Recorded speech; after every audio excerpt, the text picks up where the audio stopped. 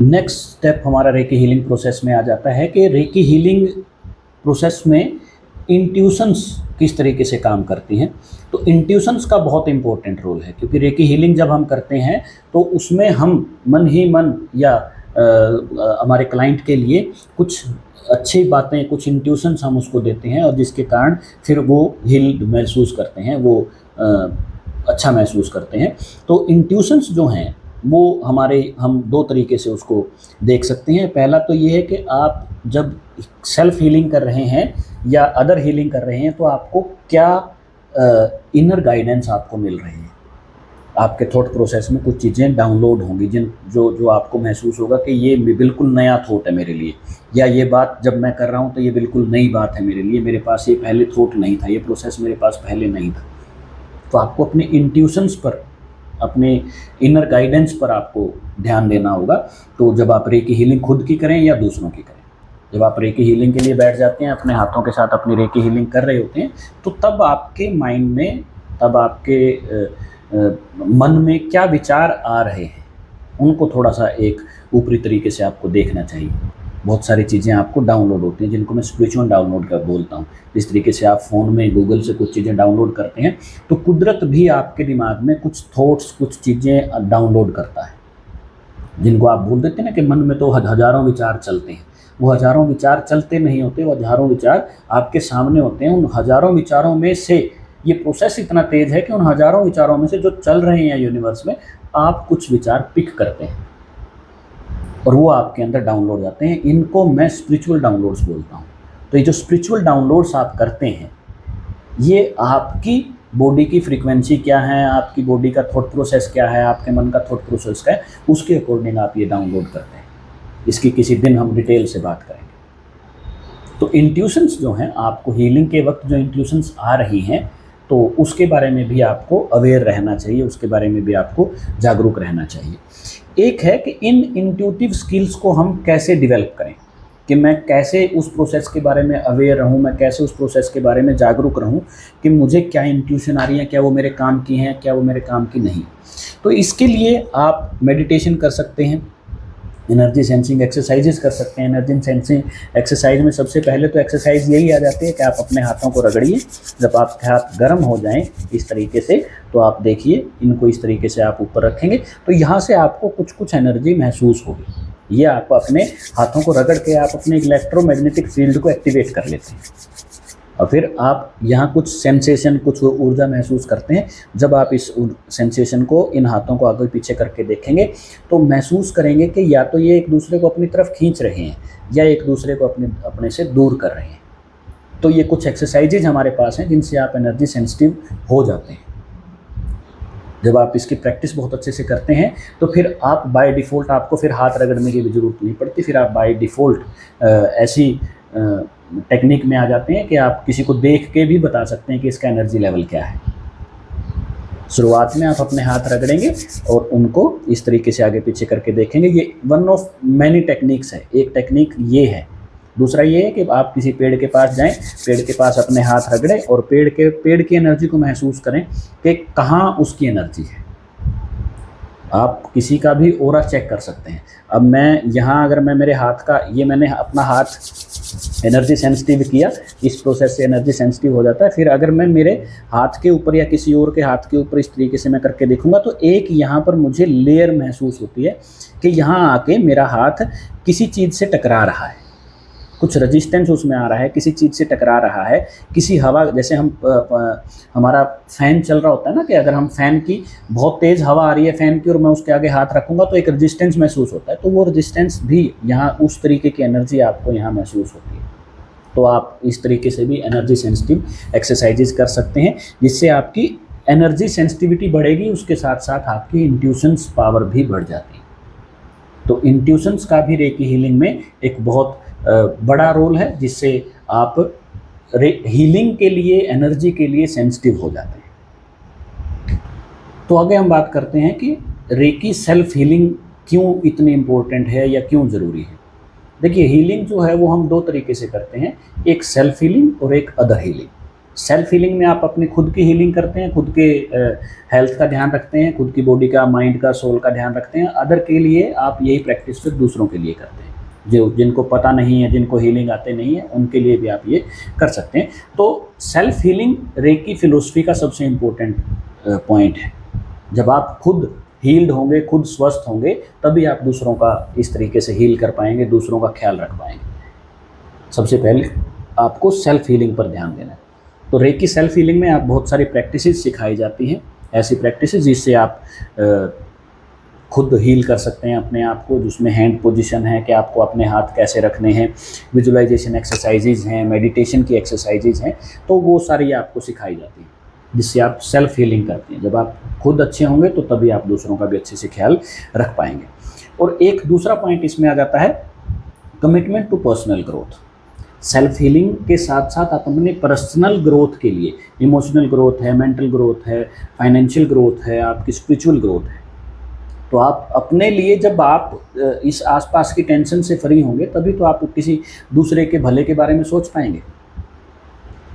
तो सबसे पहले आप सेल्फ हीलिंग करिए।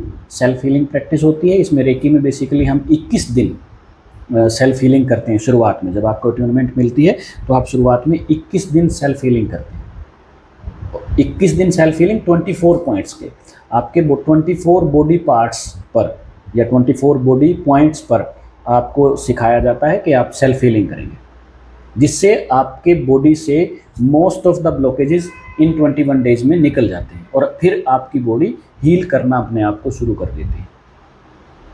लोगों के बहुत अच्छे एक्सपीरियंस रहते हैं इन 21 डेज में। तो जो सेल्फ प्रैक्टिस है 21 डेज की, वो मोस्ट इम्पोर्टेंट है, बहुत इम्पोर्टेंट है, तो उसको आपको नहीं मिस करना चाहिए जब आप रेकी हीलिंग सीखते हैं। 24 पॉइंट्स कौन से हैं वो हम आगे वीडियो में, अगले पार्ट्स में हम बात करेंगे। तो ये भी आप एक इम्पोर्टेंट चीज़ है।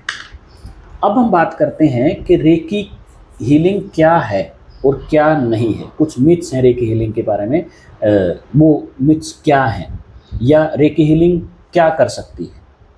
तो सबसे पहले हम बात करते हैं कि रेकी हीलिंग जो है वो एनर्जी हीलिंग है। आपके एनर्जी फील्ड को, आपकी बॉडी की एनर्जीज़ को रेकी जो है वो हील कर देती है, बैलेंस कर देती है। ये अन्य मोडेलिटीज़ की तरह ही है, जैसे आप एक्यूप्रेशर, एक्यूपंक्चर या आप योगा, मेडिटेशन करते हैं, उनसे आपको फ़ायदा मिलता है। इन द सेम वे आप रेकी से भी फ़ायदा ले सकते हैं। रेकी में आपको कहीं बाहर जाके कुछ एक्सरसाइज करने की ज़रूरत नहीं है। आप यहाँ बैठे हैं, जैसे मैं यहाँ बैठा हूँ, मेरी इंटेंशंस के साथ मेरी एनर्जी को मैं एक्टिवेट करके फिर मैं चक्रास पे हाथ रखता हूँ, जिस बॉडी पार्ट को एनर्जी की ज़रूरत है उस बॉडी पार्ट पे हाथ रखता हूँ और मैं सेल्फ हीलिंग कर लेता हूँ। तो ये एक बेसिकली एनर्जी हीलिंग है। इसमें आपको कोई योगा पोज नहीं करने, आपको कोई दौड़ नहीं लगानी, आपको कोई और एक्सरसाइज नहीं करनी। तो जब आप रेकी हीलिंग की प्रैक्टिस करते हैं, सेल्फ हीलिंग की प्रैक्टिस करते हैं, तो आप इस तरीके से एनर्जी आपकी सेटल करते हैं। उसके बाद ये एक होलिस्टिक अप्रोच है। रेकी हीलिंग आपकी बॉडी एंड माइंड के लिए, आपकी सोल के लिए एक होलिस्टिक अप्रोच है, जहाँ पर आप अपने पर्सनैलिटी के सभी चीज़ों को हील करते हैं, जिसमें मैंने पहले भी जैसे आपको बताया कि ये आपकी बॉडी, माइंड, आपके सोल, आपकी स्पिरिचुअल ग्रोथ, आपकी फाइनेंशियल ग्रोथ, इन सब में काम करता है। तो रेकी हीलिंग एक होलिस्टिक अप्रोच, एक वेलबींग, ओवरऑल वेलबींग को लेकर काम करता है।